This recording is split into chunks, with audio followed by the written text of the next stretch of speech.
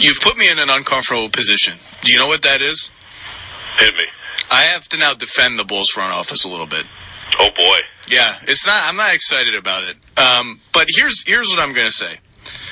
The missed pick stuff, I can't get there with you. And I know that everyone is hammering Gar right now. Bulls, Bloggable, one of the great blog names in the blogosphere, bloggable.com, wrote a piece over the weekend that just said fire Gar Forman. That was the headline.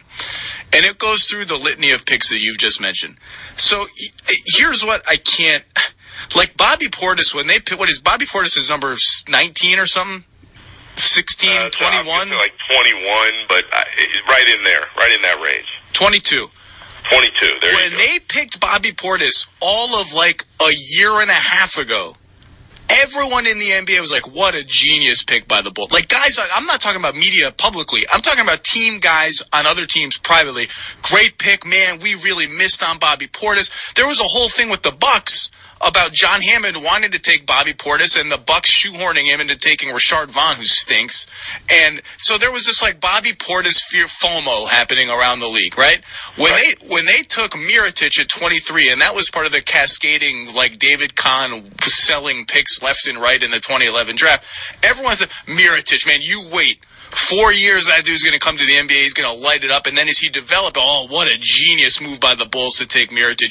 What just a great, great move. And so, like, now they haven't developed, and everyone's calling them busts. And I'm like, well, wait, hold on. Like, you can't have it both ways. You cannot call it a great pick at the time, and even a year later, and 2 years later, and 3 years later, and now that like they're not developing as fast or as well as you wanted, you can go, well, it turns out it was a horrible pick. You can kind of do both, but if you're going to do the second one, you got to admit that you also did the first one. And regarding McDermott, yeah, they gave up a lot to get McDermott, and I think it's clear in the aggregate that just forget the seconds, because I had forgotten about Anthony Randolph till you reminded me. In the aggregate, Gary Harris plus Yusuf Nurkic is going to be better than Doug McDermott. I think that's not decided yet, but it's pretty damn... Like, Gary Harris on his own is looking like he's going to be better than Doug McDermott. Yusuf Nurkic, who can't get off the bench in Denver lately, before Jokic got hurt, is not lighting the world on fire. But, like, so here's my thing.